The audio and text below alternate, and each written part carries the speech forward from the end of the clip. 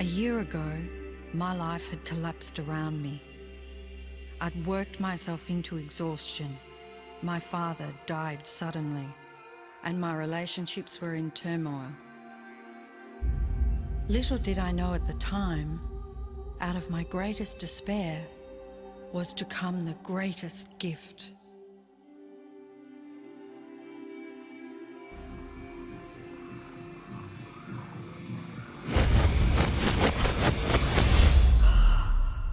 I'd been given a glimpse of a great secret.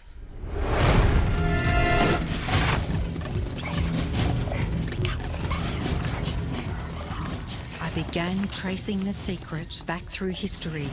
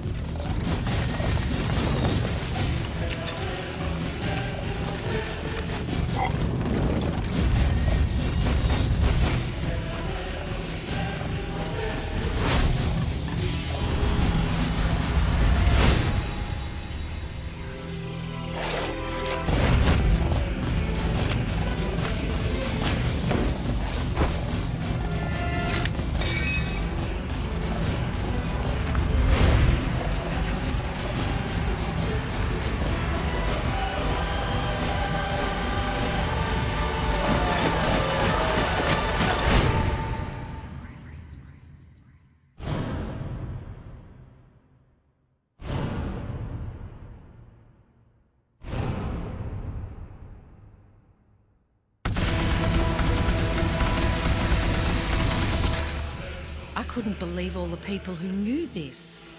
They were the greatest people in history.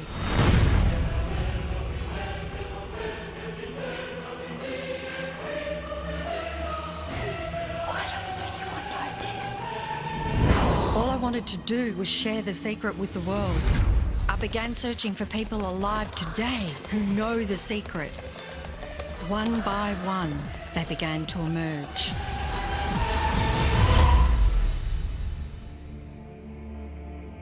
You know, this secret gives you everything you want. Happiness, health, and wealth.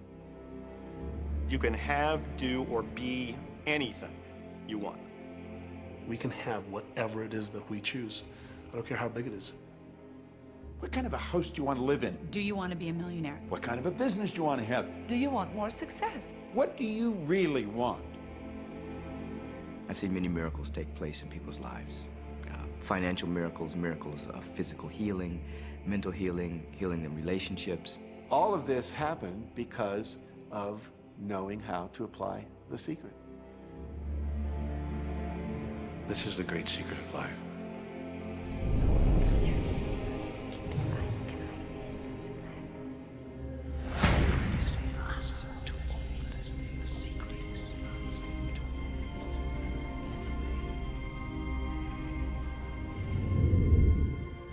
You've probably been sitting there wondering, what is the secret? I'll tell you how I have come to understand it. We all work with one infinite power. We all guide ourselves by exactly the same laws. The natural laws of the universe are so precise that we don't even have any difficulty building spaceships. We can send people to the moon, and we can time the landing with the precision of a fraction of a second. I don't care if you're in India, if you're in Australia, New Zealand, Stockholm, or London, or Toronto, or Montreal, or New York. We're all working with one power, one law. It's attraction. The secret is the law of attraction. Everything that's coming into your life, you are attracting into your life. And it's attracted to you by virtue of the images you're holding in your mind. It's what you're thinking. You see, whatever is going on in your mind, you are attracting to you. Now, wise people have always known that. You can go right back to the ancient Babylonians. They've always known this. It's a small, select group of people. Why do you think that 1% of the population earns around 96% of all the money that's being earned? Do you think that's an accident? It's no accident. It's designed that way. They understand something. They understand the secret. And you are being introduced to the secret. The simplest way for me to look at the law of attraction is if I think of myself as a magnet, and I know that a magnet will attract to it. Very basically put, the law of attraction says that like attracts like, but we're really talking at a level of thought. Our job as humans is to hold on to the thoughts of what we want, make it absolute clear in our minds what we want, and from that we start to invoke one of the greatest laws in the universe, and that's the law of attraction. You become what you think about most, but you also attract what you think about most. If you see it in here, you're going to hold it here. And that principle can be summed up in 3 simple words. Thoughts become things.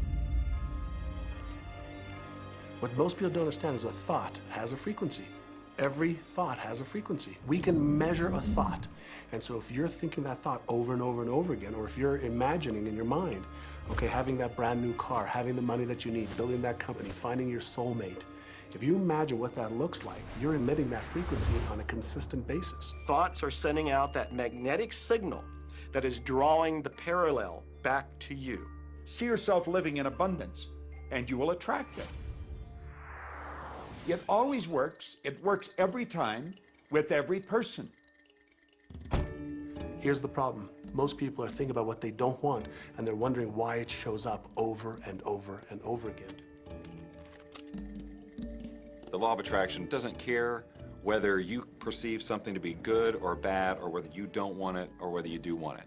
It's responding to your thoughts. So if you're sitting there looking at a mountain of debt, feeling terrible about it, that's the signal you're putting out into the universe. Wow, I feel really bad because of all this debt I've got. You're just affirming it to yourself. You feel it on every level of your being. That's what you're going to get more of.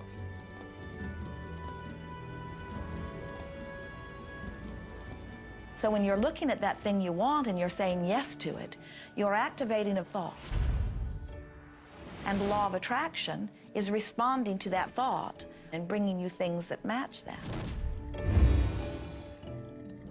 But when you're looking at something that you do not want and you shout no at it, you're actually not pushing it away. Instead, you're activating the very thought of what you do not want, and now law of attraction is lining those things up for you also. This is a universe that is based upon attraction. Everything is about attraction. The law of attraction is always working. Whether you believe it or understand it or not, it's always working. You might be thinking about the past or the present or the future, but whether you're remembering or observing or imagining, still in that process you are activating thought. And law of attraction, which is the most powerful law in the universe, is responding to your thought. Creation is always happening.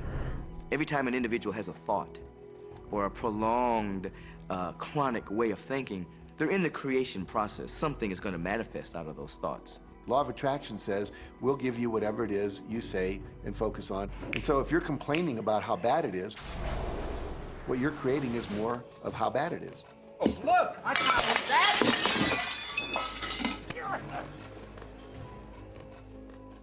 I had a student named Robert. Robert was a gay man, and he was taking an online course I have, part of which entails email access to me. And he outlined all of the grim realities of his life. In his job, all the people ganged up on him. And it was constantly stressful because of how nasty they were with him. When he walked down the street, he said every block he was accosted by homophobic people who wanted to abuse him in some way. He was wanting to become a stand-up comedian. And when he went out and did a stand-up comedy job, everybody heckled him about being gay. And his whole life was one of a lot of unhappiness and misery, and it all focused around this idea of being attacked because he was gay. I began to teach him that he was focusing on what he did not want. I had directed him back to his email that he sent me and said, read it again. Look at all the things you do not want that you're telling me about. And I can tell you're very passionate about this. When you focus on something with a lot of passion, it makes it happen even faster. And then he really started taking this thing about focusing on what you want to heart. And he began really trying it. What happened within the next 6 to 8 weeks was absolutely a miracle. He said that all the people in his office that had been harassing him either transferred to another department, quit working at the company, or started totally leaving him alone, and he began to love his job. He noticed that when he was walking down the street that nobody came up to him and harassed him anymore. They just weren't there. I am a very, very gay man. When he went and did his stand-up comedy routines, he started getting standing ovations and nobody was heckling him. His whole life changed because he changed from focusing on what he did not want, what he was afraid of, what he wanted to avoid, to focusing on what he did want. So we may be very positive in our outlook and orientation, and we tend to attract positive people and positive events and circumstances. We may be very negative in our orientation, or very angry, in which case we tend to attract negative, angry people and negative, angry circumstances. And so you end up attracting to you the predominant thoughts that you're holding in your awareness, whether those thoughts are conscious or whether they're unconscious. That's the rub. If you look very carefully when it comes to the secret and the power of our mind and the power of our intention in our daily lives, it's all around us. All we got to do is open our eyes and look. You see law of attraction evidenced in your society when you see that the one who speaks most of illness has it. When you see that the one who speaks most of prosperity has it. Law of attraction is evident everywhere around you, if you are understanding what it is.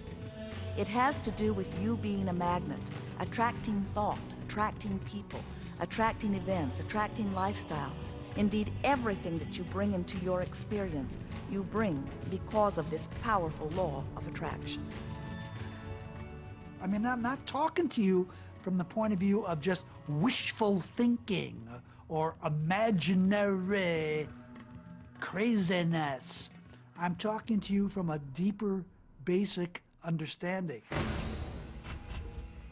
Quantum physics really begins to point to this discovery.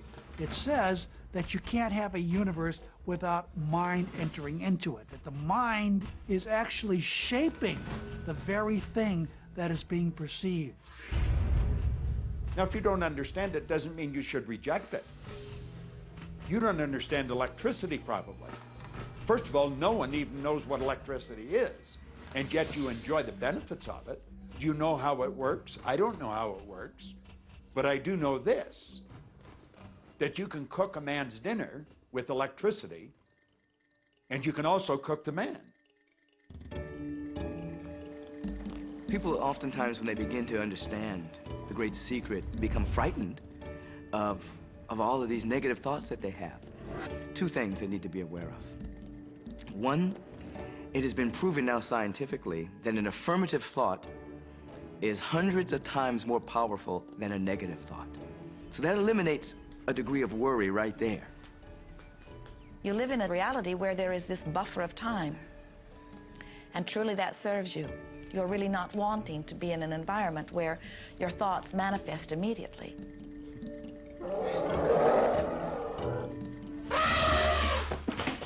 The evidence is long in coming, and that is really a good thing. So you want to become aware of your thoughts, you want to choose your thoughts carefully, and you want to have fun with this, because you are the masterpiece of your own life. You are the Michelangelo of your own life. The David that you are sculpting is you, and you do it with your thoughts. The leaders in the past who had the secret wanted to keep the power and not share the power. So they kept people ignorant of the secret. People went to work, they did their job, they came home. They were on a treadmill with no power because the secret was kept in the few. We live in a universe in which there are laws. Just as there's a law of gravity, if you fall off a building, it doesn't matter whether you're a good person or a bad person, you're gonna hit the ground. Everything that's around you right now in your life, including the things you're complaining about, you've attracted. Now, I know at first blush that's going to be something that you hate to hear. You know, you're going to immediately say, I didn't attract the car accident. I didn't attract this particular client. I didn't particularly attract the debt. I didn't attract whatever it happens to be that you're complaining about. And I'm here to be a little bit in your face and to say, yes, you did attract it. And this is one of the hardest concepts to get. But once you've accepted it, it's life transforming. This is part of the overall giant secret here. And most of us attract by default. We just think that we don't have any control over it. Our thoughts are on autopilot, our feelings are on autopilot, and so everything is just brought to us by default. Now, if this is your first time to hear this, it may feel like, oh, I have to now monitor my thoughts. This is going to be a lot of work. It will seem like that at first, but that's where the fun begins. We do not encourage that you try to monitor your thoughts. That will sort of make you crazy. There are so many thoughts coming to you from so many different directions about so many different subjects. That's where your emotional guidance system comes in. Your emotions, your emotional guidance system is what helps you to understand what you're thinking. So your thoughts cause your feelings. The emotions are this incredible gift that we have to let us know what we're attracting. There are only two emotions from our perspective. One feels good and one feels bad. You call them all sorts of different things, but essentially, all of those negative emotions, whether you call it guilt, or anger, or frustration, all feel much the same. They do not feel good. And all of those are guidance saying that which you are thinking about right now is not in line with what you are really wanting. On another level, it's called bad frequency or bad vibes or whatever you want to call it. The one that feels good, that feeling of hope or happiness or love, that good feeling, that positive emotion, is guidance saying that which you are thinking right now is in alignment with what you are wanting. So it's really so simple. It's right there. The answer is, what am I attracting right now? Well, how do you feel? I feel good. Well, good. Keep doing that. Our feelings are a feedback mechanism to us about whether we're on track or not, whether we're on course or off course. The better you feel, the more in alignment you are. The worse you feel, the more out of alignment you are. What you are doing as you are moving through the variety of your day-to-day experience is you are offering thoughts that are literally formulating your future experience. And you can tell by the way you feel if the things that you're moving toward will please you when you get there.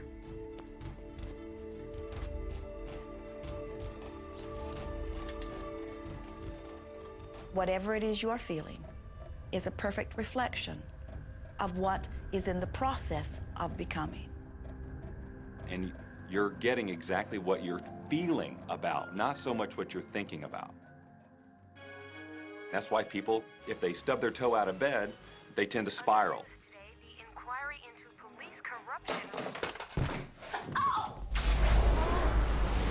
The whole day goes like that, you know. They have no clue that a simple shifting of their emotions can change their entire day and life. If you start out having a good day and you're in that particular happy feeling, as long as you don't allow something to change your mood, you're going to continue to attract, by the law of attraction, more situations, circumstances, people that sustain that happy feeling. Good days, bad days, rich get richer, poor get poorer. It's all about what these people are predominantly and continually feeling. You can begin right now to feel healthy. You can begin to feel prosperous. You can begin to feel the love that's surrounding you, even if it's not there. And what will happen is the universe will correspond to the nature of your song. The universe will correspond to the nature of that inner feeling and manifest, because that's the way you feel. So basically what you focus on with thought and feeling is what you attract into your experience, whether or not it's something you want. What you think and what you feel and what manifests is always a match. every single time, no exception. It's hard to swallow. But when we can begin to open ourselves up to that, the ramifications are awesome. It means that whatever thought has done in your life, it can be undone through a shift in your awareness.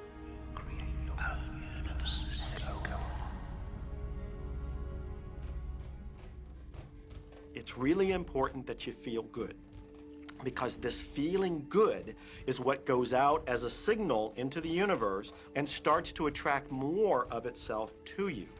So the more you can feel good, the more you will attract the things that help you feel good and it'll keep bringing you up higher and higher. When you're feeling down, do you know that you can change it like that? Put on a beautiful piece of music. Start singing. That'll change your emotion. Or think of something beautiful. Think of a baby. Maybe one you love. And dwell on it. Really keep that thought in your mind. Block everything out but that thought. I guarantee you'll start to feel good. This principle applies to your family pet, for instance, which I believe are wonderful because they put you in a great emotional state. When you feel love for your pet, that's a great state of love. It's going to bring goodness into your life. What a gift that is.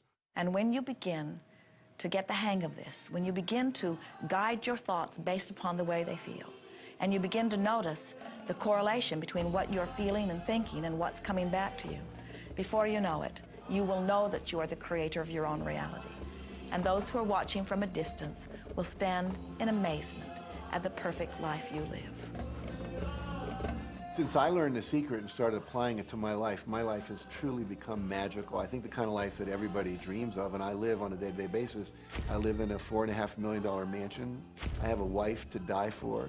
I get to vacation in all the fabulous spots of the world. I've climbed mountains, I've explored, I've been on safaris. And all of this happened and continues to happen because of knowing how to apply the secret. Life can be absolutely phenomenal, and it should be, and it will be, when you start using the secret.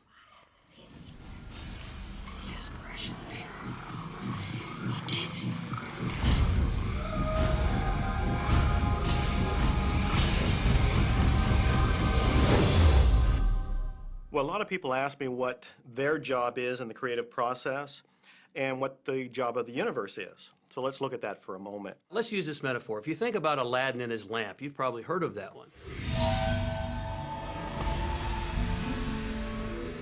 I mean, Aladdin picks up the lamp and he dusts it off, and out pops the genie.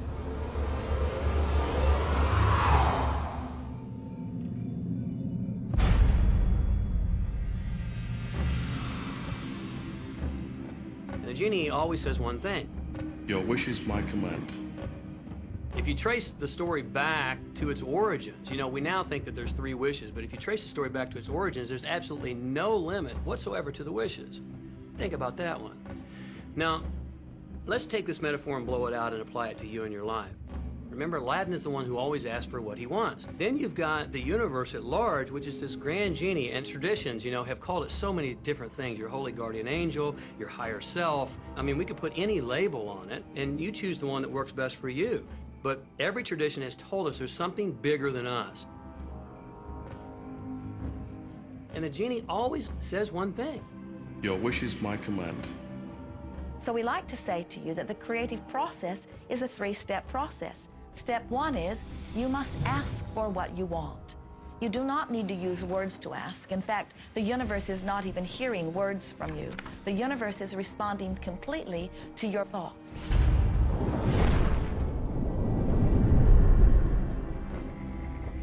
What do you really want?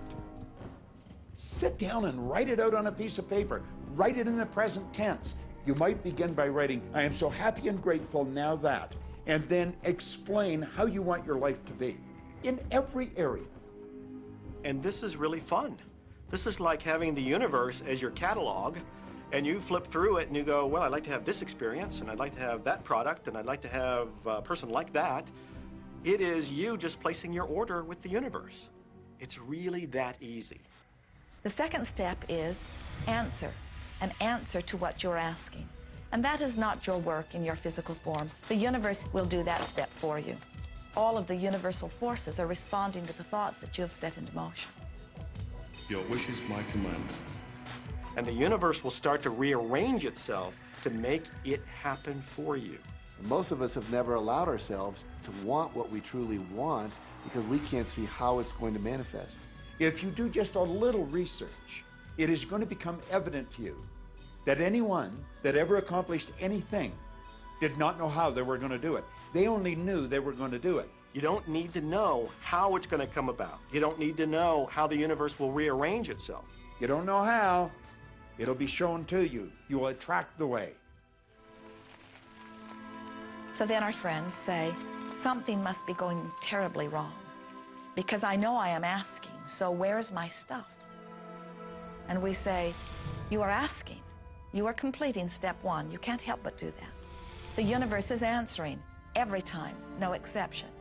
But there is another step that you must understand, and it is called step 3, which is the receiving step, which means you must bring yourself into alignment with what you're asking for.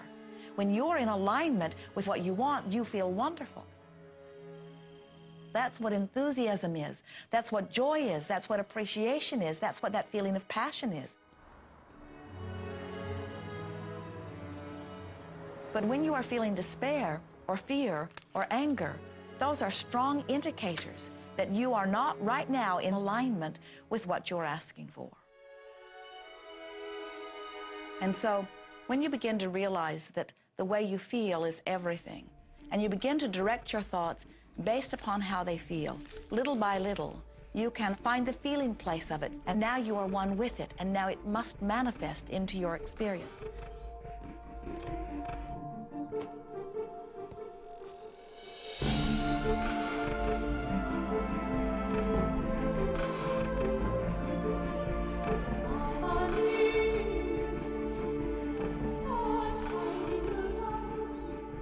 And when you turn that fantasy into a fact, you're in the position to build bigger and better fantasies. And that, my friend, is the creative process. So the law of attraction, the study and practice of the law of attraction is just figuring out what will help you generate the feelings of having it now. Go test drive that car. Go shop for that home. Get in the house. Do whatever you have to do to generate the feelings of having it now and remember them. Whatever you can do to do that will help you to literally attract it. It could be you wake up and it's just there, it's manifest. Or you might get some inspired idea of some action to take. You certainly shouldn't be going, well, I could do it this way, but man, I would hate that, because you're not on the right track if that's the case. Action will sometimes be required, but if you're really doing it in line with what the universe is trying to deliver, it's going to feel joyous, you're going to feel so alive, time will just stop, you could do it all day. The universe likes speed. Don't delay, don't second guess, don't doubt. When the opportunity's there, when the impulse is there, when the intuitive nudge from within is there, act. That's your job. And that's all you have to do. You will attract everything that you require. If it's money you need, you'll attract it. If it's people you need, you'll attract it. If it's a certain book you need, you'll attract it. You've got to pay attention to what you're attracted to. Because as you hold images of what you want, you're going to be attracted to things and they're going to be attracted to you. But it literally moves into physical reality with and through you. And it does that by law. You can start with nothing. And out of nothing, and out of no way, a way will be made. Think of this, a car driving through the night, the headlights only go 100 to 200 feet forward. And you can make it all the way from California to New York, driving through the dark, because all you have to see is the next 200 feet. And that's how life tends to unfold before us. And if we just trust that the next 200 feet will unfold after that, the next 200 feet will unfold after that, your life will keep unfolding, and it will eventually get you to the destination of whatever it is you truly want, because you want it. Take the first step, babe. You don't have to see the whole staircase. Just take the first step. Well, another thing people wonder about is how long is this going to take? How long will it take to manifest the car, the relationship, the money, whatever it happens to be? Well, I don't have any rule book that says it's going to take you 30 minutes or 3 days or 30 days. I think it's more a matter of you being in alignment with the universe itself. Size it's nothing to the universe. It is no more difficult to attract on a scientific level something that we consider huge to something that we consider infinitesimally small. The universe does everything it does with zero effort. Grass doesn't strain to grow. It's effortless. It's just this great design.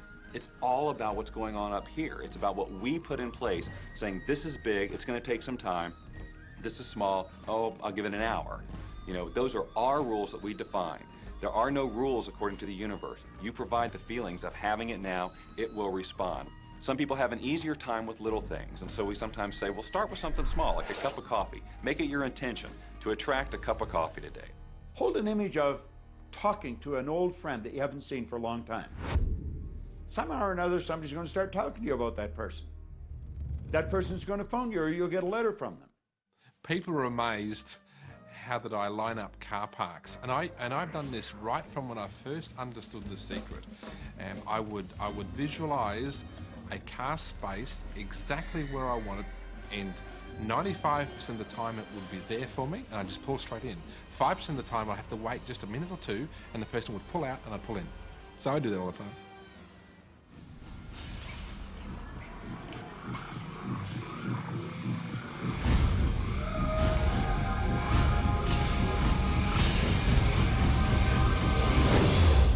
A lot of people feel stuck or in prison or confined by their current circumstances. And I'm trying to point out that whatever your circumstances right now, that is only your current reality. And current reality will begin to change as a result of watching this and beginning to use the secret. But sometimes it feels like you're stuck because you continue to think the same thoughts over and over again. And so you tend to get the same results over and over again. And the reason is because most people offer the majority of their thought in response to what they are observing. You see, if you're just looking at what is, then you're just thinking about what is. And when you think about what is, law of attraction gives you more of it. And then if you just observe what is, then you're just thinking about what is. And law of attraction gives you more of what is. And then if you just observe, well, we've been over this, haven't we? You have to find a way that you are approaching what is through a different vantage point. Most people look at their current state of affairs and they say, this is who I am. That's not who you are. That's who you were. You see, if you look at your current state of affairs right now, let's say, for instance, that you don't have a lot of money in your bank account, or you don't have the relationship that you want, or your health and fitness isn't up to par. That's not who you are. That's the residual outcome of your past thoughts and actions. So we're constantly living in this residual, if you will, of the thoughts and the actions we've taken in the past. When you look at your current state of affairs and define yourself by that, then you doom yourself to have nothing more than the same in the future. All that we are is the result of what we have thought. Okay, what can you do right now to begin to turn your life around? I'll tell you 2 or 3 things. Start making a list of things to be grateful for. Start with that, because this shifts your energy. It starts to shift your thinking. Where before this exercise, you might be focusing on what you don't have, and you might be focusing on your complaints, and you might be focusing on whatever the problems are. When you do this exercise, you start to go in a different direction. You start to be grateful for all the things that you feel good about. Gratitude is absolutely the way to bring more into your life. Every man knows that when his wife's appreciating him for the little things he does, what does he want to do? He wants to do more. It's always about appreciation. It pulls things in. It attracts support. I've said for many years that whatever we think about and thank about, we bring about. Because that's that feeling that you have to have, you know. And so for me, it's been such a powerful exercise every morning to get up and say thank you. Every morning when my feet hit the floor, thank you. And then I start running through what I'm grateful for as I'm going to brush my teeth and do the things I do in the morning. And I'm not just thinking about them and doing some rote routine, but I'm putting it out there and I'm feeling the feelings of gratitude. Because as soon as you start to feel differently about what you already have, You will start to attract more of the good things, more of the things you can be grateful for. Because you can look around and say, well, look, I don't have the car I want. I don't have the house I want. I don't have the health I want. I don't have the spouse I want. Oh, back up, back up. Those are all the things you don't want. Focus on what you already have that you're grateful for. And it might be you have the eyes to watch this. It might be the clothes that you have. Yes, you might prefer something else, and you might get something else pretty soon if you start feeling grateful for what you have. I think everybody goes through times when they say, oh man, things aren't working right, or things are going bad, and there were some things going on in my family, and I found a rock. I was just sitting here holding this rock. You might see me carrying around. I found a rock. I stuck it in my pocket, and I said, you know what? Every time I touch this rock, I'm going to think of something that I'm grateful for.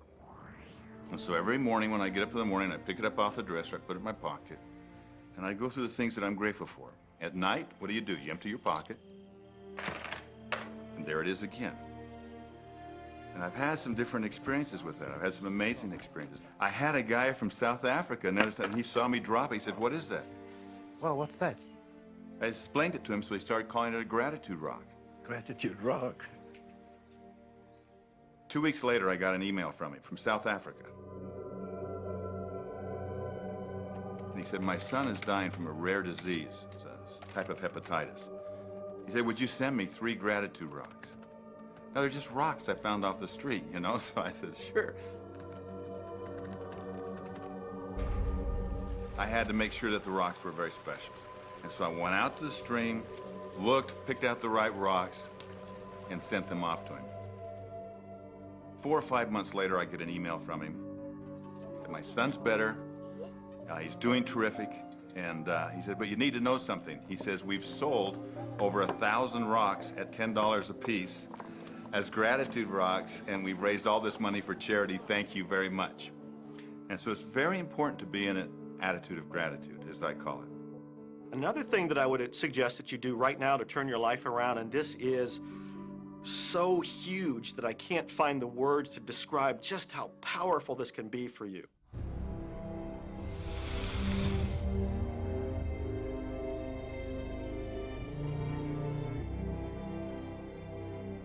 I took the visualization process from the Apollo program and instituted it during the 1980s and 90s into the Olympic program. And it was called visual motor rehearsal. When you visualize, then you materialize. And the interesting thing about the mind is we took Olympic athletes and then hooked them up to sophisticated biofeedback equipment and had them run their event only in their mind. Incredibly, the same muscles fired in the same sequence when they were running the race in their mind as when they were running it on the track. How could this be? Because the mind can't distinguish whether you're really doing it or whether it's just a practice. I think if you've been there in the mind, you'll go there in the body. When you're visualizing, when you've got that picture playing out in your mind, always and only dwell upon the end result.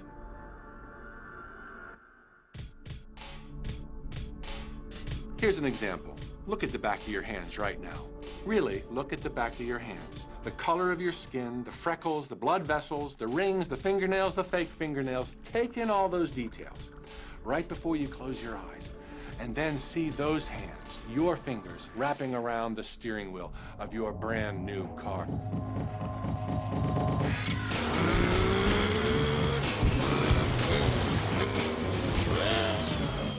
This is such a holographic experience, so real in this moment, that you don't even feel like you need the car because it feels like you already have it. It's the feeling that really creates the attraction, not just the picture or the thought. And I think for a lot of people, they think, well, if I think positive thoughts, or if I visualize having what I want, that'll be enough. But if you're doing that and still not feeling abundant or feeling, loving and joyful, then it doesn't, from my mind, really create the power of the attraction. This is where the secret actually moves into action.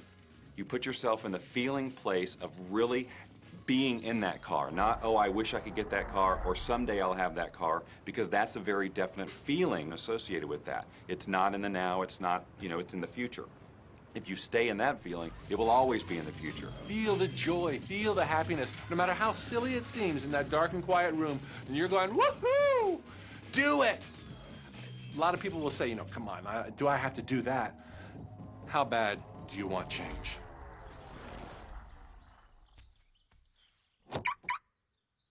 Now that feeling and that inner seeing will begin to be an open doorway through which the power of the universe will begin to express. What power is, I cannot say. All I know is that it exists. Our job is not to figure out the how. The how will show up out of the commitment and the belief in the what. The hows are the domain of the universe. It always knows the shortest, quickest, fastest, most harmonious way between you and your dream. If you turn it over to the universe, you will be surprised and dazzled by what is delivered to you. This is where magic and miracles happen. Well, I would say you want to do this virtually daily, but my disclaimer is this should never be a chore. What's really bottom line importance here to the whole secret is feeling good. You want to feel exhilarated by this whole process. You want to be high, happy, in tune as much as possible. The only difference between people who really are living this way and people who aren't, living in the magic of life, is that the people who are living in the magic of life have habituated ways of being. They have habituated this process, and magic happens with them wherever they go, because they remember it and they do it all the time, not as a one-time event. People hold that for a while, and they're really a champion at it. And they say, you know what, I'm fired up, I saw this program, and I'm going to change my life. And yet, you know, results aren't showing, and beneath the surface, it's just about ready to break through. And someone will look at the surface results and go, this stuff doesn't work. And you know what? The universe says, your wish is my command. And it goes down.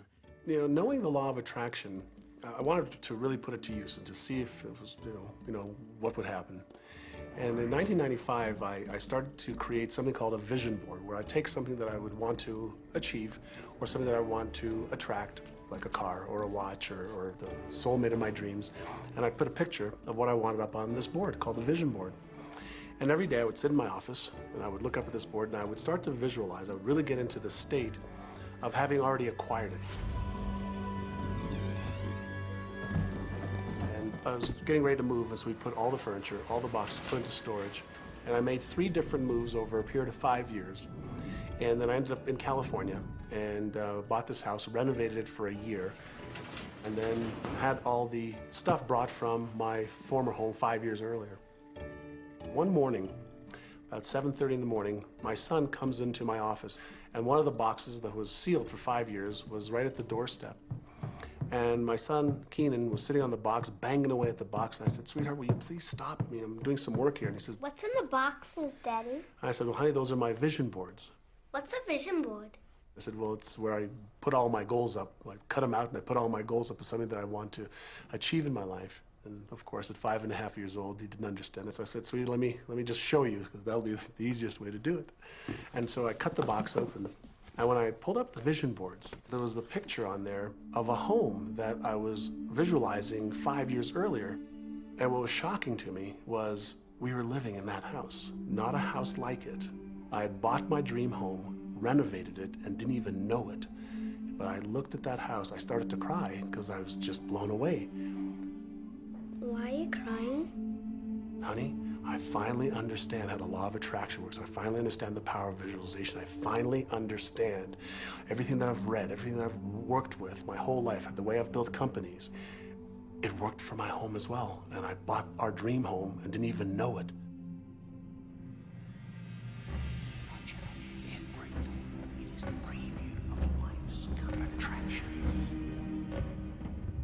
Decide what you want, believe you can have it, believe you deserve it, and believe it's possible for you. And then close your eyes every day for several minutes and visualize having what you already want and feeling the feelings of already having it. Come out of that and focus on what you're grateful for already. And really enjoy it, okay? And then go into your day and release it to the universe and trust that the universe will figure out how to manifest it.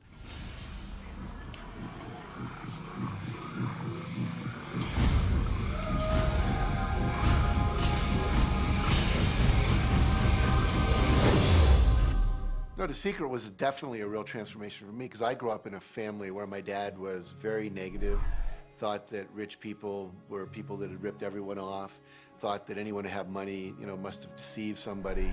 And so I grew up with a lot of beliefs about money, that if you had it, it made you bad. Only evil people have money. And, you know, money doesn't grow on trees. That was a big one. Who do you think I am, Rockefeller? That was one of his favorite phrases.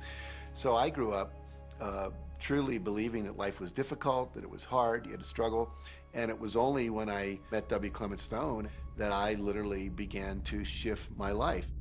Whatever the mind of man can conceive, achieve. When I was working with Stone, he said, I want you to set a goal that's so big that if you achieved it, it would blow your mind. And you would know it's only because of what I've taught you that you would have achieved this goal. Well, at the time, I was making about $8,000 a year. And for some reason, I wanted something that was really measurable. So I said, I want to make $100,000 in a year. Now, I had no idea how I could do that. I saw no strategy, no possibility, but I just said, I'm going to declare that, I'm going to believe it, I'm going to act as if it's true, and release it. And so I did that. And one of the things he taught me was every day to close your eyes and visualize the goal as if it's already achieved. And I had actually made a $100,000 bill that I put on the ceiling. So the first thing I'd see when I woke up, I'd look up and there it was, and it would remind me that this was my intention. And then I would close my eyes and visualize having this $100,000 a year lifestyle. And interestingly enough, nothing major happened for about 30 days. You know, I didn't have any great breakthrough ideas. No one was offering me more money. And all of a sudden, I was in the shower, it was about 4 weeks into it, and I had a $100,000 idea. It just came right into my head. I had a book I had written, and I said, if I could sell 400,000 copies of my book at a quarter each, that'd be $100,000. Now, the book was there, but I never had this thought. And one of the secrets, I think, is that when you have inspired thought, you have to trust it, and you have to act on it. Now, I didn't know how to do that. I didn't know how I was going to sell 400,000 copies. We'd never done that. And then I saw the National Enquirer at the supermarket. I had seen that millions of times, and it was just background. And all of a sudden, it jumped out of me as foreground, and I thought, wow, if readers knew about my book, certainly 400,000 people would go out and buy it. And about 6 weeks later, I gave a talk at Hunter College in New York to 600 teachers, and this lady comes up at the end and she says, that was a great talk. I'd like to interview you. Let me give you my card. And I said, who do you write for? I'm a freelancer, but I sell most of my stuff to the National Enquirer. You know, and I had this little theme from the Twilight Zone went off in my head. Na, na, na, na, na, na, na. You're like, whoa, this stuff's really working. So that article came out, and our book sales started to take off. But the point I want to make is that I was attracting into my life all these different events, including this person. And to make a long story short, I did not make $100,000 that year. We made $92,327. But do you think we were like depressed and going, this doesn't work? No, we were going, whoa, this is amazing. And so my wife said to me, wow, if it works for 100,000, you think it'd work for $1 million? And I said, I don't know. I think so. Let's try it. My publisher actually wrote me a check as a royalty check for our first Chicken Soup for the Soul book. And he actually put a smiley face in his signature because it was the first $1 million check he'd ever written. And so I know from my own experience, because I wanted to test it, does this secret really work? And when we put it to the test, it absolutely worked. And now I live my life from that every single day. Well, I can just imagine what a lot of people that are watching this are thinking. And that is, how can I attract more money into my life? How can I get more of the green stuff? How can I get more wealth and prosperity? How can I, when I love my job, deal with the credit card debt that I have? And the realization that maybe there's a ceiling on the money that can come in because it's coming to me through my job. How can I bring in more? Intend it. This goes back to one of the things we've been talking about throughout the whole secret. Your job is to declare what you would like to have from the catalog of the universe. Well, if cash is one of them, say how much you would like to have.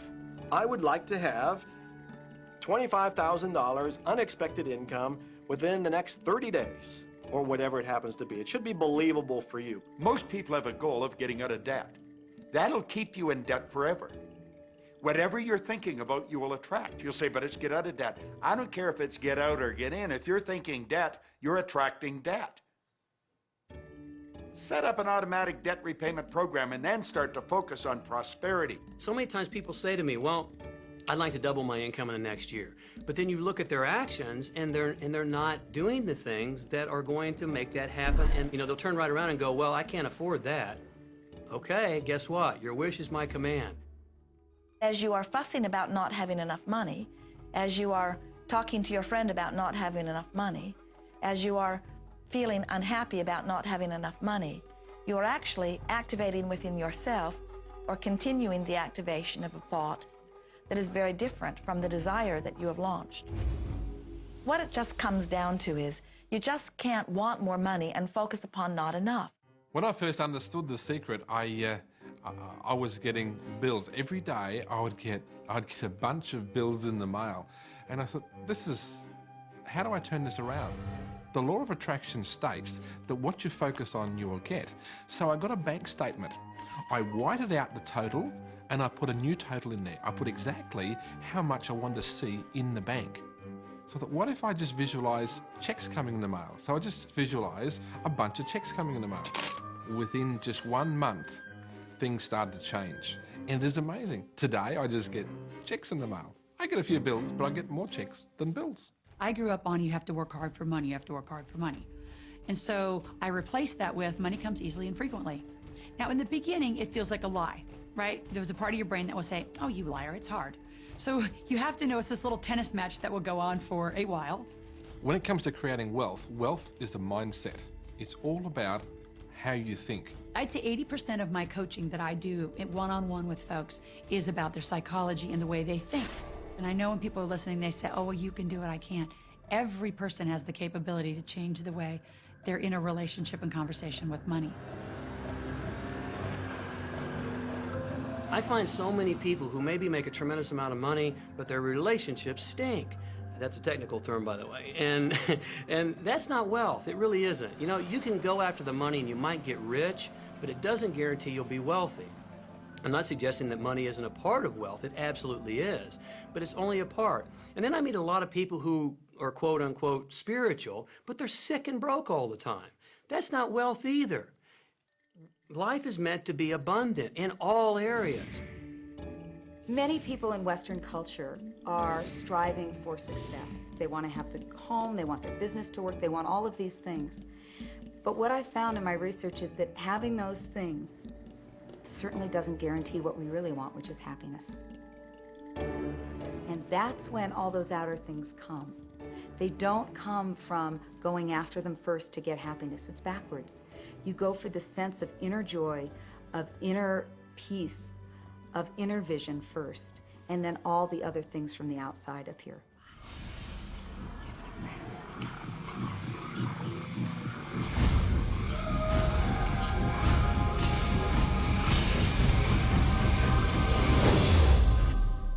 The secret means for me actually that we are creators of our universe, and that every wish of what we want to create will manifest in our life. Therefore, it's very important what you wish, what your thoughts are, what your feelings are, because it will manifest.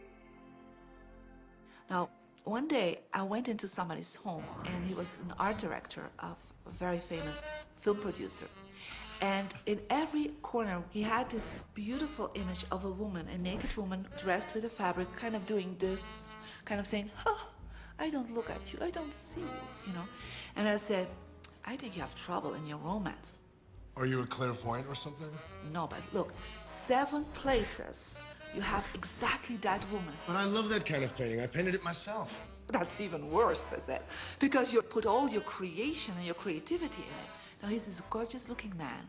He has all these actresses around him because that's the work he does. He doesn't get romance. I said, what do you want? Well, I want to date 3 women a week. Okay, paint yourself with 3 women and hang it in every corner.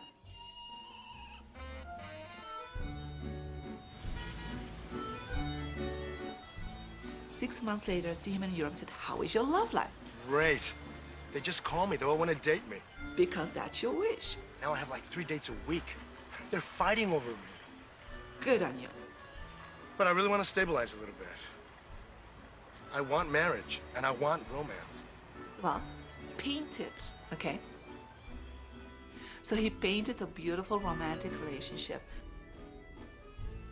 And a year later, he got married and is very happy. Because he put another wish out.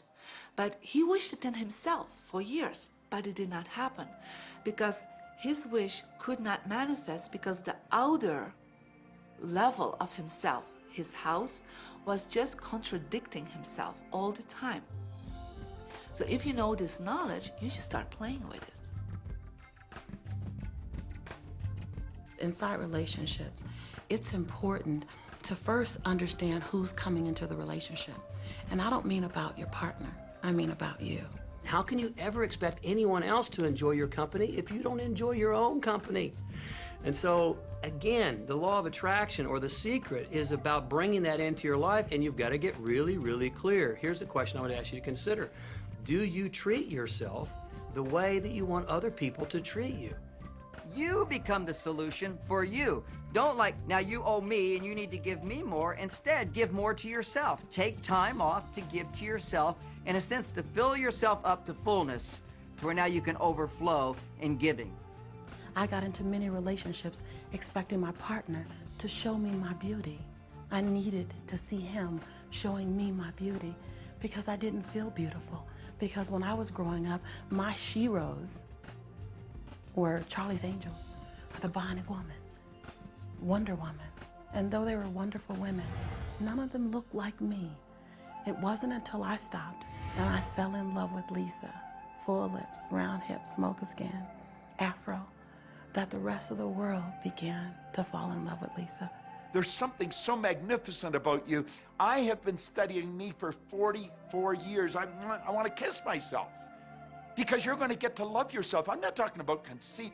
I'm talking about a healthy respect for yourself. And as you love yourself, you'll love others.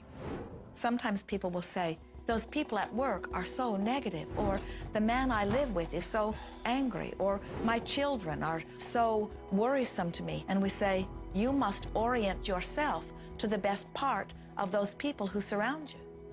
We encourage that you get a notebook and that you make a list of the positive aspects of the people that you spend a lot of time with.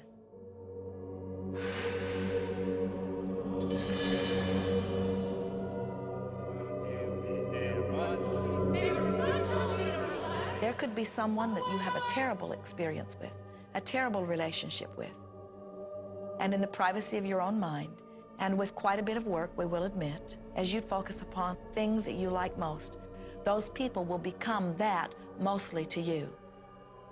And even though you cannot create in their reality, if they are in a mood or an attitude that doesn't match the mood or an attitude that you have about them, they'll zig while you zag.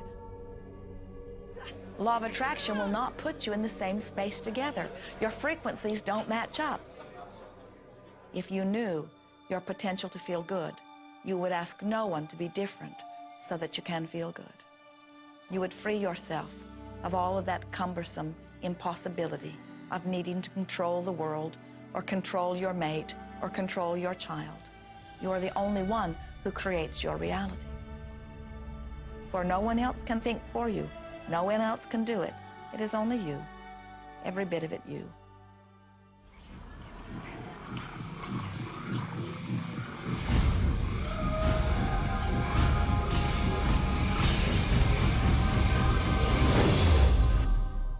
It's important to recognize that our body is really the product of our thoughts. We're beginning to understand in medical science the degree to which the nature of thoughts and emotions actually determines the physical substance and structure and function of our bodies. We've known in the healing arts of a placebo effect. A placebo is something that supposedly has no impact and no effect on the body, like a sugar pill or something. You tell the patient that this is just as effective, and what happens is the placebo has the same effect, if not greater effect, than sometimes the medication is supposed to be designed for that effect. So they found out that the human mind is the biggest factor in the healing arts. more so than sometimes a medication.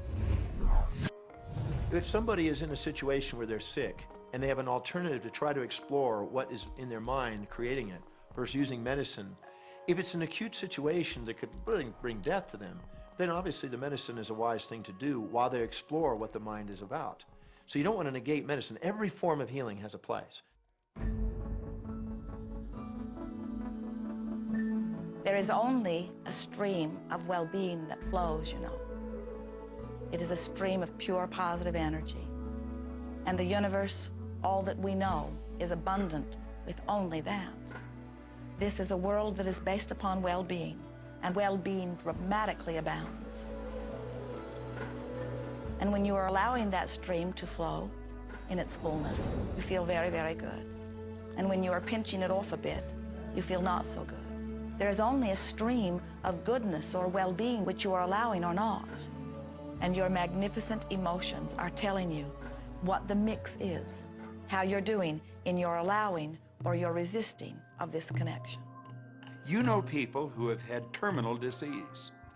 Stop and think of the word dis-ease. Hyphenate the word. That's a body that's not at ease. We've got 1,000 different diagnoses and disease out there.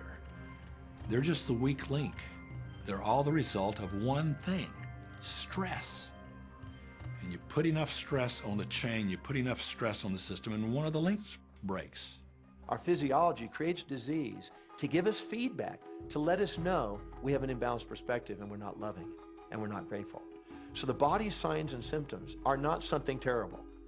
The question that's frequently asked is when a person has manifested a disease in their body temple or some kind of discomfort in their life, through the power of right thinking, can it be turned around? And the answer is absolutely yes. On November 23rd, I was diagnosed with breast cancer. I truly believed in my heart, with my strong faith, that I was already healed. During the day, all day long, I would just say, thank you for my healing. On and on and on I went, thank you for my healing. I believed in my heart I was healed. I saw myself as if cancer was never in my body.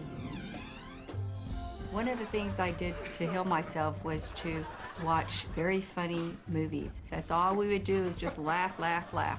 We couldn't afford to put any stress in my life because we knew stress was one of the worst things you can do while you're trying to heal yourself.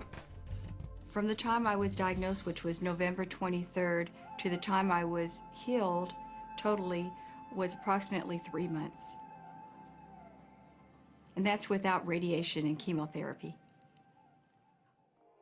Well, we come with a basic program. It's called self-healing. You get a wound, it grows back together. You get a bacterial infection, the immune system comes and takes care of those bacteria and heals it up. The immune system is made to heal itself.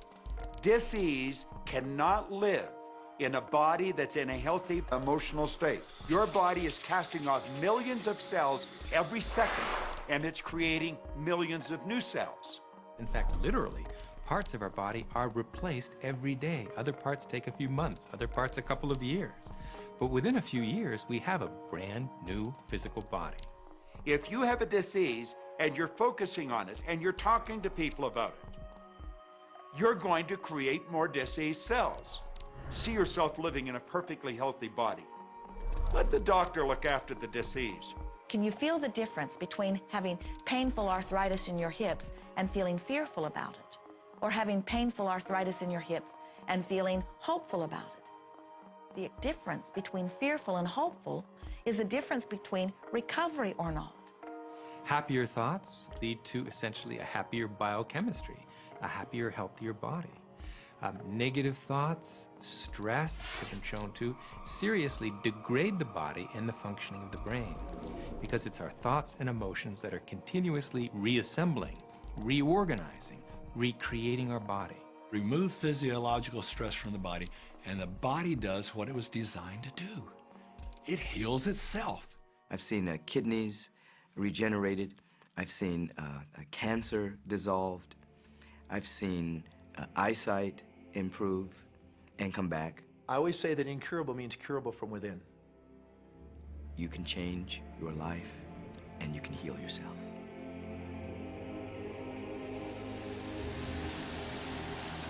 Well, my story begins on March 10, 1981. It really changed my whole life. It was a day I'll never forget. I crashed an airplane.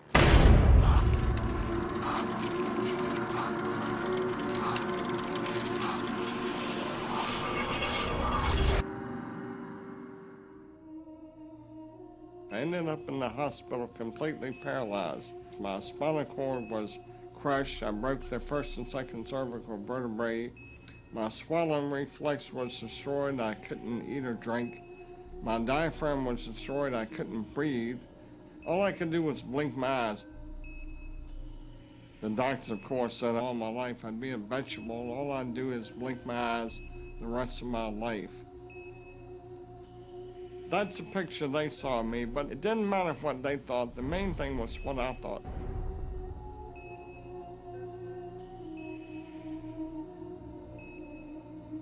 I picture myself being a normal person again, walking out of that hospital.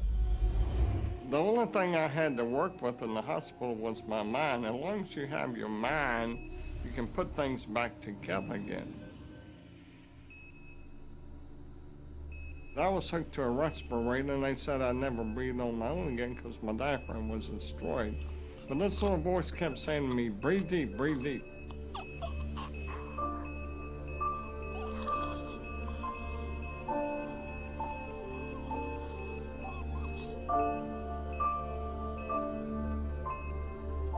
Finally, I was weaned from it. They were at a loss for an explanation. See, I could not afford to allow anything to come in my mind that would distract me from my goal and from my vision.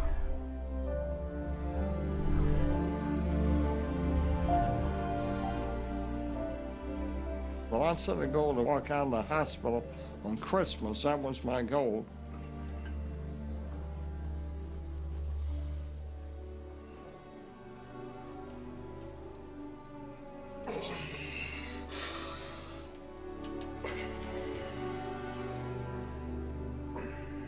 Months later, I walked out of the hospital on my own 2 feet. They said it couldn't be done. That's a day I will never forget. For people that are sitting out there right now watching this program that are hurting, if I wanted to sum up my life and sum up for people what they can do in life, I would sum it up this way in 6 words. Man becomes what he thinks about.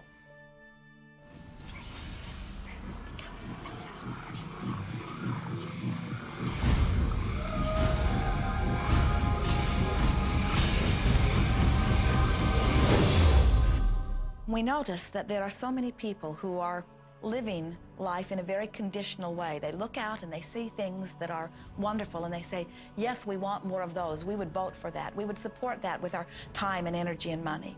But then they look out and they see things that they do not want, terrible things that they do not want to live and that they do not want to see others live. And they say, we've got to do something about getting rid of those things. But they don't realize that as they push against the unwanted, they add power to it.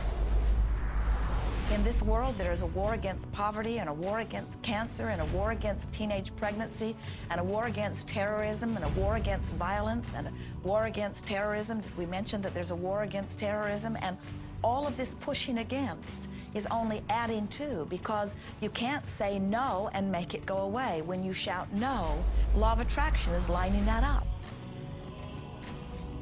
The reason that what you resist persists is because if you're resisting something, you're saying, no, I don't want this thing because it makes me feel this way, the way I'm feeling right now. So you're just putting out this really strong emotion of, wow, I really don't like this feeling, and it's there, and it just comes racing towards you. You know, the anti-war movement creates more war. The anti-drug movement has actually created more drugs because we're focusing on what we don't want, drugs. People will say, well, shouldn't I focus upon that? That is true. And we say, that is like saying, because someone gave their attention to something they did not want long enough that now it is manifested, I should do it too. And we say, we don't really understand that reasoning. Mother Teresa was brilliant. She said, I will never attend an anti-war rally. If you have a peace rally, invite me. You know, she knew. She understood the secret. I mean, look what she manifested in the world. So if you're anti-war, be pro-peace. If you're anti-hunger, be pro people having more than enough to eat. If you're anti a particular politician, be pro his opponent. Often elections are tipped in the favor of the person that people are really against because he's getting all the energy and all the focus. You want to focus on what you want, not what you don't want. It's okay to notice what you don't want because that gives you contrast to say, well, this is what I do want. But the fact is that the more you talk about what you don't want or talk about how bad it is, read about all of that all the time, and then say, oh, how terrible it is, well, you're creating more of that. You know, so many times people say to me, well, James, I have to be informed. Maybe you have to be informed, but you don't have to be inundated.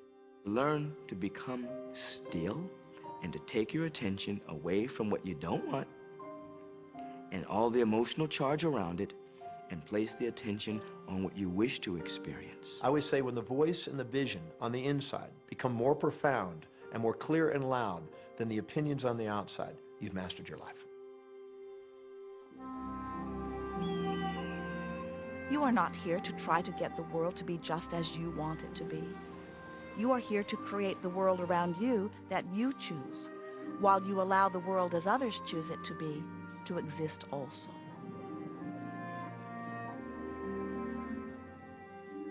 One of the questions I get almost all the time, and it's probably on somebody's mind right now if it's not on yours, and that's the idea that, well, if everybody uses The Secret and they all treat the universe like a catalog, aren't we going to run out of stuff? Won't everybody just make a run for it and bust the bank? What's beautiful about the teaching of the Great Secret is that there's more than enough to go around for everyone. There is a lie that acts like a virus within the mind of humanity. And that lie is there's not enough good to go around. There's lack, and there's limitation, and there's just not enough.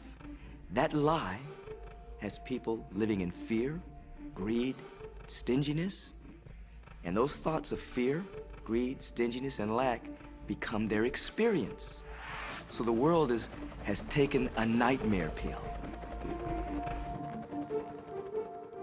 Now the truth is, there's more than enough good to go around. There's more than enough creative ideas. There's more than enough power. There's more than enough love. There's more than enough joy. All of this begins to come through a mind that is aware of its own infinite nature. Every great teacher who's ever walked the planet has told us that life was meant to be abundant. And so, just when we think that resources are dwindling, we find new resources to achieve the same things.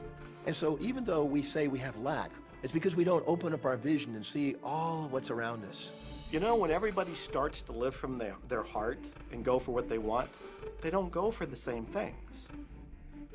That's the beauty of this. We don't all want BMWs. We don't all want the same person. We don't all want the same experiences. We don't all want the same clothing. We don't all want fill in the blank.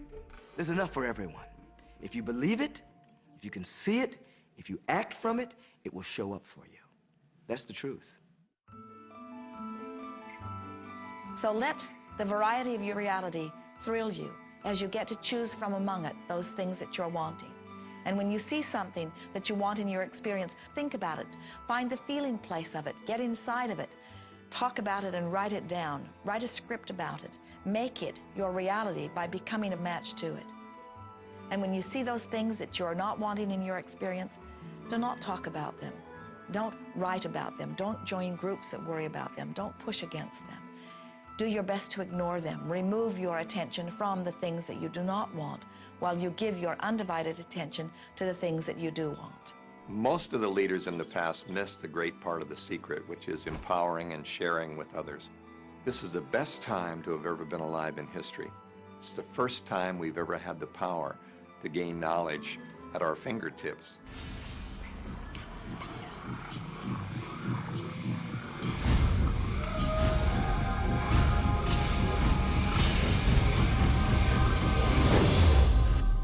When we look around us, even at our own bodies, what we see is the tip of the iceberg. Think of this for a moment. Take your hand and look at it. Now, your hand looks solid, but it's really not. If you put it under a proper microscope, you'd see a mass of energy vibrating. Everything is made up of the exact same thing, whether it's your hand, whether it's the ocean, or whether it's a star. Everything is energy. And let me help you understand that just a little bit. There's the universe, of course, and our galaxy, and our planet, and then individuals, and then inside of this body are organ systems, and then there's cells, and then there's molecules, and then there's atoms, and then there is energy. So there are a lot of levels to talk about something on, but everything in the universe is energy. I don't care what city you're living in, you've got enough power in your body, potential power, to illuminate the whole city for nearly a week. Most people define themselves by this finite body, but you're not a finite body. I mean, even under a microscope, you're an energy field. Well, what we know about energy is this. You go to a quantum physicist and you say, what creates the world? And he or she will say, energy. Well, describe energy. Okay, it can never be created or destroyed. It's always was, always has been. Everything that ever existed always exists. It's moving into form, through form, and out of form. Okay, great. You go to a theologian and you ask the question, what created the universe? And he or she will say, God. Okay, describe God. Always was and always has been, never can be created or destroyed, all that ever was, always will be, always moving into form, through form, and out of form. You see, it's the same description, just different terminology. And so if you think you're this meat suit running around, think again. You're a spiritual being. You're an energy field operating in a larger energy field.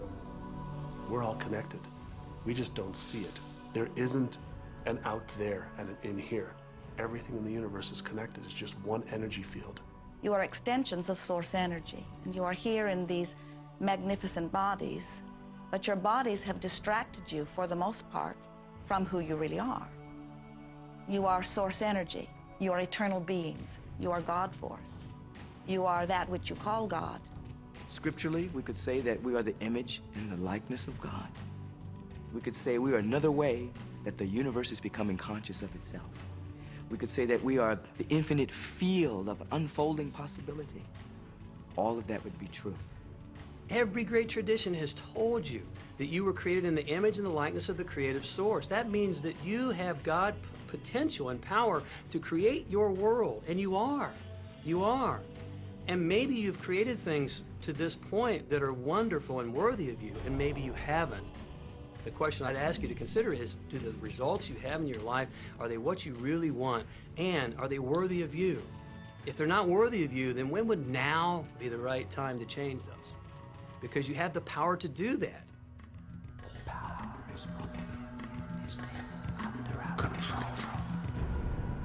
You know, a lot of people feel like they're victims in life, and they'll often point to past events, perhaps growing up with an abusive parent or in a dysfunctional family.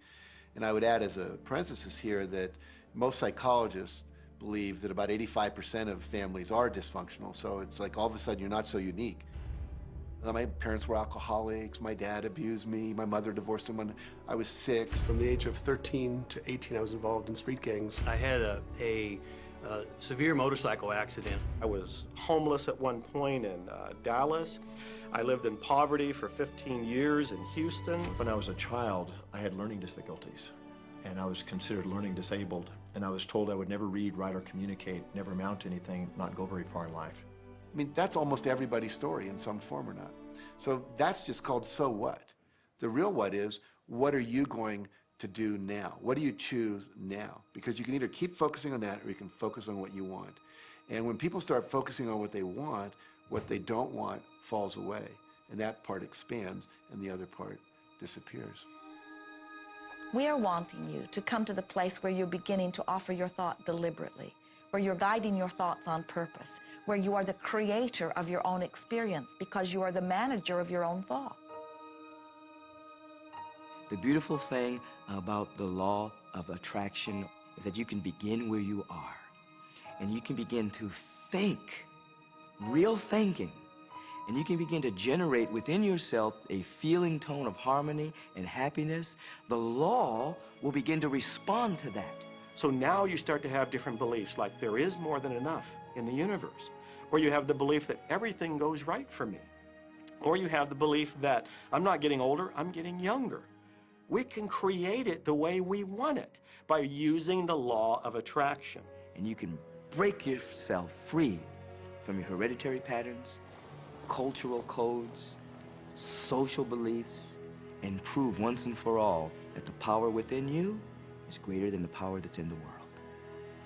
Some of you may be thinking, well, that's very nice, but I can't do that, or she won't let me do that, or he'll never let me do that, or I haven't got enough money to do that, or I'm not strong enough to do that, or I'm not rich enough to do that, I'm not.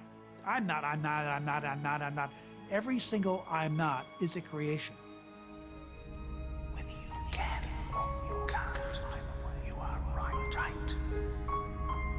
Are there any limits to this? Absolutely not. We are unlimited beings. We have no ceiling. The capabilities and the talents and the gifts and the power that is within every single individual on this planet is unlimited.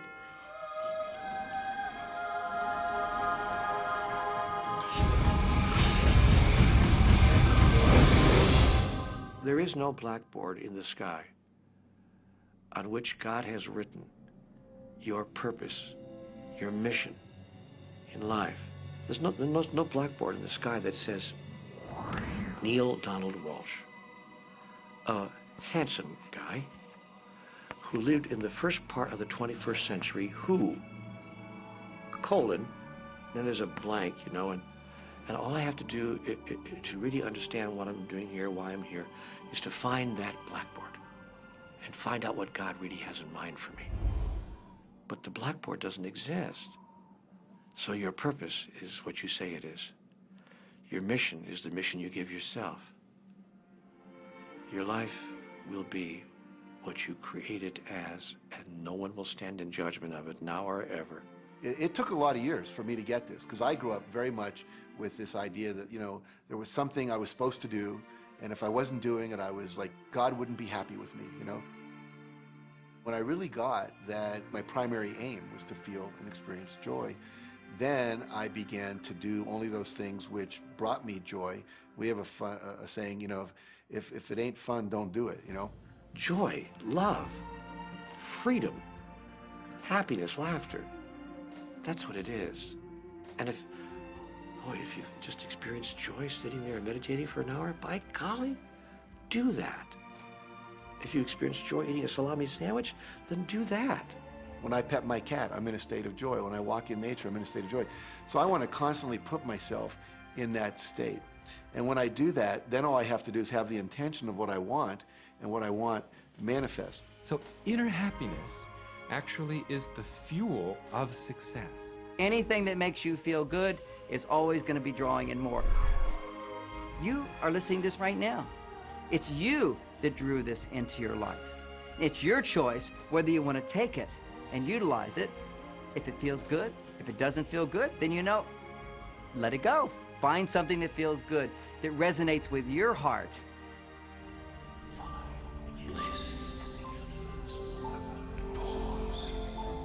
Joseph Campbell said, "Follow your bliss."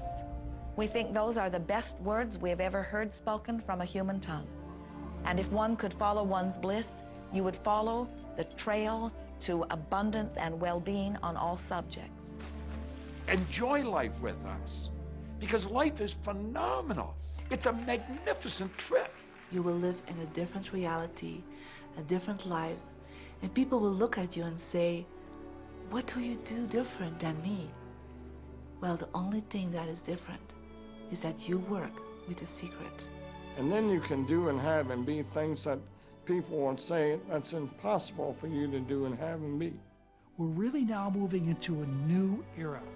It's the era where the last frontier is not space, as Star Trek would say, but it's going to be mind. I see a future of unbounded potential, unbounded possibilities. Remember, we're using at most 5% of the potential of the human mind. 100% human potential is the result of proper education. So imagine a world where people were using their full mental and emotional potential. We could go anywhere, We could do anything, achieve anything. See yourself with the good that you desire. Every religious book tells us that. Every great book on philosophy, every great leader, all the avatars who have ever lived. Go back and study the wise ones. Many of them have been presented to you in this program. You know what? They all understood one thing. They understood the secret. Now you understand it. And the more you use it, the more you'll understand it. You may be feeling that it would be easier to be hearing these words if they had come to you the first day of your experience upon this earth. And if we were talking to you on your first day of physical life experience, we would say to you, welcome to planet Earth.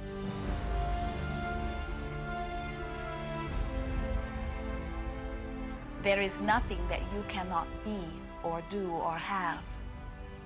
You are a magnificent creator, and you are here by your powerful and deliberate wanting to be here. Go forth, giving thought to what you are wanting, attracting life experience to help you decide what you want. And once you have decided, giving thought only unto that. Most of your time will be spent collecting data that will help you decide what it is you want. But your real work is to decide what you want and then to focus upon it. For it is through focusing upon what you want that you will attract it. That is the process of creating. I believe that you're great, that there's something magnificent about you. Regardless of what has happened to you in your life, regardless of how young or how old you think you might be, the moment you begin to think properly, there's something that is within you, there's power within you that's greater than the world, it will begin to emerge. It will take over your life. It will feed you. It will clothe you. It will guide you, protect you, direct you, sustain your very existence if you let it. Now that is what I know for sure.